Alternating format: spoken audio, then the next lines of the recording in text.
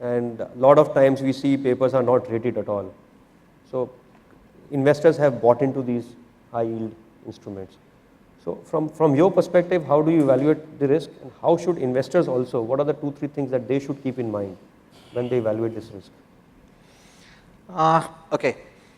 I think before we get into, I would like to just, there's a previous point which was made about asset allocation, because ultimately that becomes an important factor.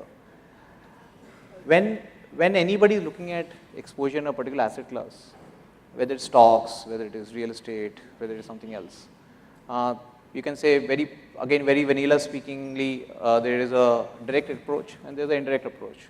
So let's take stock market. I would have invested in stocks till about 10 years back directly. Then came the entire mutual fund industry, said 15 years back. We said, here's a professional manager who is at it in a much better manner and at it at who understands how it is to be done. Please do an indirect investment and invest in the same asset class. And that value add which was being provided by the manager resulted in better performance. So that is why the EUMs of the mutual fund industry, blah, blah, has been going up. In a nutshell, what is happening? A, I'm investing directly. B, I'm investing through the mutual fund. There is a correlation between the two investments. Positive correlations, negative correlations. Some funds may be beating the index, some may not be beating the index, but there's a correlation. Same thing applies to a lot of other things. This, however, in real estate does not apply. To give you a certain statistic, anybody probably in this room, if you had invested in any piece of real estate, say 5 years back or 7 years back, across the country, see, because we can sit on the dais and keep talking about financial instruments in real estate, blah, blah, but when I'm investing, I say, okay, fine, I'm putting so much money in real estate, what returns they're giving me. So anybody who's invested in real estate, say 7 years back or 5 years back, even if you say maybe pick up your kid and say, okay child, why don't you just do Google Maps and go down to the city, whichever city comes where the finger has come, you would make 2 to 3x, you would have had made 2 to 3x barring say some legal issue or some title issue with a particular property. In the same period, real estate funds, as per our understanding of about 560 odd transactions, have given returns of aggregate returns on exited portfolio of 3.5%. So yes, 7 years, 3 times is not exactly 20 plus return. It is in the teens, but still there's a huge gap. Now coming back, you talked about risk. Why? Why is there no correlation between two things where one I'm doing a direct investment and one I'm doing an indirect investment?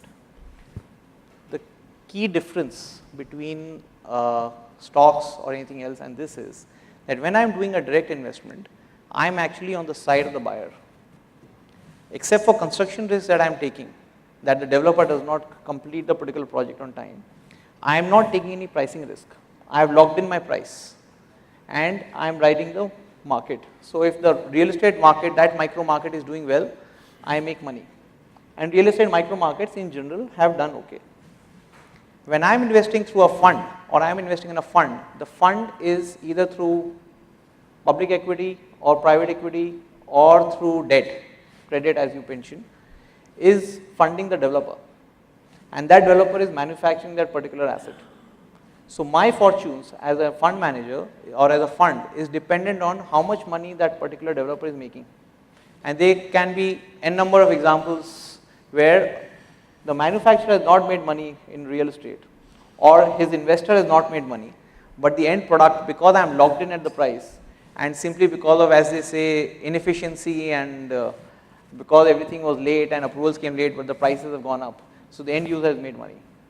And this differentiation is extremely critical for any investor or anybody who's looking at investment, because what matters is, am I in that asset class or I am in this? Clearly, everybody has everybody has some kind of asset experience, direct asset experience, if not himself or herself, maybe in my immediate relatives or friends. The moot point, why I'm just gone on a little bit of a tangent, is that when I'm conscious of the fact that over a period of time, I am getting into the supplier's balance sheet. that is the developer's balance sheet, that is when I start looking at the risks. So what is the risk? The first risk is, can I manage my developer better? Because I am on the supply side. Coming to credit, credit has emerged over the last 2 to 3 years primarily because, as I said, because on the equity side, people have not made money. So there is a certain shift to credit where you say, okay, fine, I've got so much stock, I've got 2x security, I'll give you 18 to 20% depending on developer, micro market, you can structure your investments. There's the entire wealth management industry which is pushing that thing down the drain, down the investors. And so what is happening is that we have an ecosystem where the intermediary is incentivized to sell, the developer obviously needs the capital, and the investment manager is quite comfortable managing the entire thing because he gets a fee out of it. I don't think it is always very important to do only credit or equity, as we were always taught, and I think that still stands. Risk has to be priced. Unfortunately, because there is so-called herd movement, so either everybody is doing equity or everybody is doing debt. If I am funding, there has to be a difference between funding a developer for land, acquisition of land, versus funding him for construction, versus funding him for cash out, blah, blah, blah. These are different risk parameters. At what stage I am investing, what are my levels and checks that I am doing at the ground level vis-a-vis protecting my interest, what is the post-investment monitoring, what are the exit scenarios. These are things which are extremely critical. And mind you, this so-called euphoria related to mesh debt, and pardon me, but the fund I run, we are 80% credit, by the way, just to clarify. But the euphoria related to that I can get 20% on debt, then why should I go for a 25% equity? Please understand, ultimately it's the same person who has returned back the money. Absolutely. And if he is taking the money and he says, oh, no problem, if you're ready to give me the money as debt, as it's called, you know, we say that there is a 1, 2, 3 category of developers. The developers who borrow money at 1% a month, 2% a month, and 3% a month. And as investors, we always want the risk of the 1%, but the return of the 3%. And it just cannot gel. You know, he talked about rationalization of investor expectations, but that's precisely it. And proper understanding of these risks, what stage, exit scenario, blah, blah, is the most important thing. Definitely. So you made a couple of very important points. One is how to price risk, and two is perhaps, is it better that risks are priced in professional money management rather than, you know, investors doing it on their own, trying to assess. And first of all, whether or not risks are adequate. I just wanted to ask you one last question on this. In your experience, you know, if all these credit instruments come with 3x collateral, 5x, and all these cash flows added up, have you ever had to enforce a security? And if you did, what was the experience? Okay, so I am in the fund management business for the last 9 years. So far, we have not had to enforce a security, but I'm part of the HDFC group where we have enforced security time and again on our credit side. Experience is, okay, so if I am an NBFC or I am a bank, I think the law is quite okay if I want to take possession of a particular property. But if I am a private equity fund or a structured credit guy and I don't have the protection of SARFAESI, it is fairly difficult.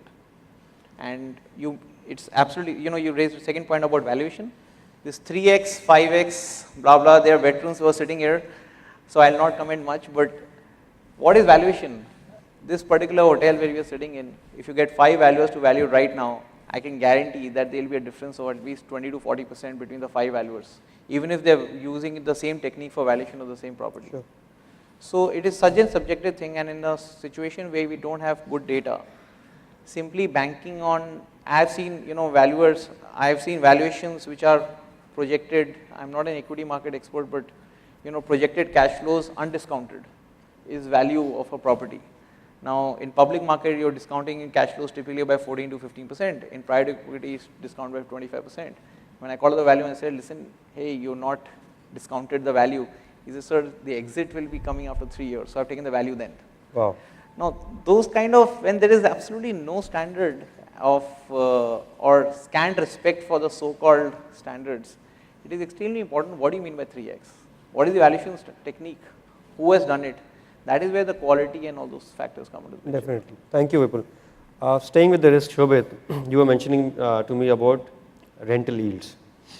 And I've heard this, a lot of our clients have come to me and said, give me a great commercial property. I just want 11% yield and a great tenant and all the package built in and in an environment of oversupply. So have clients added risk there? Is there something that we are not aware of? Is there something that you need to watch out for? We manage, my team manages a portfolio of pre-let commercial, and our experience has been that there has been an increase in demand on this asset class specifically. Part of the reason is people feel that this is safe. If you've got a grade A tenant, for example, like Google or Hindustan Lever is paying the rent, the default issue on the rent is taken care of. So typically when we advise clients, we say the most important aspect apart from the property itself is the tenant or the quality of the tenant. And fortunately, a lot of publicly available information, especially if the tenant is a listed entity, is available. So that is a very important parameter for us. The other risk that we see in a pure pre-let is the first we've discounted is saying the tenant will go bust or he'll not pay the rent. The second is he will vacate the property. Now that is a very important risk where we as Knight Frank would bring in strategic information where we know, for example, a tenant is looking for expansion and therefore he's moving out of a building. Or the tenant says, okay, I like this location and there is a strategic reason for me to be in this location. For example, there is a logistics company near the airport and therefore it would stay in that location. So that is the market intelligence we would like to build, and we would want clients to look at that kind of value add, because if you see, there is a saying that common sense is the most uncommon thing. Now, if you see companies with anomalies, we saw a company which was into advertising and it was next to the airport, and we said, why is this company next to the airport? And eventually they vacated because it didn't make sense for them to be there. So these are the risks that we see purely from apart from the other risks. Typically pre-let is the least risk because the building is ready, it's already operational, the pricing is discovered, there is somebody else who has validated the pricing in terms of signing a lease deed. Typically companies on the leasing side run their own due diligence in terms of whether he's the owner, in terms of title, etc. So there is an endorsement, and we feel that this is a good asset class to be in. Stepping back to the earlier, I'd like to bring in a new perspective, saying that in the last 2-3 years, a lot of people came to us, look, Shobhit, give us deals which are distressed. I want to buy distress. And I think somewhere this whole debt equity, and you said 95% deals are debt, is it's coming from that mindset because people are looking at distressed deals. And the way to cloak a distressed deal is debt. So that could be one possible reason. Today, Knight Frank also runs a FICCI sentiment index, and we've seen sentiment improving partly because of the global improvement, maybe because of the new government.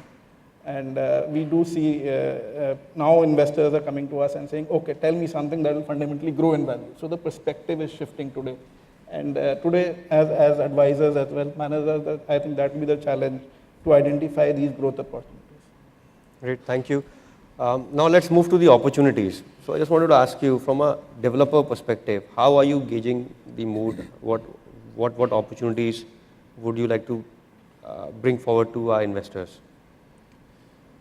So in terms of, I'll just tell you, we just returned from a exhibition from London and Dubai, where, especially the NRI market, what we've observed is in the last 4 year or 5 year, I'll just tell you, the trend.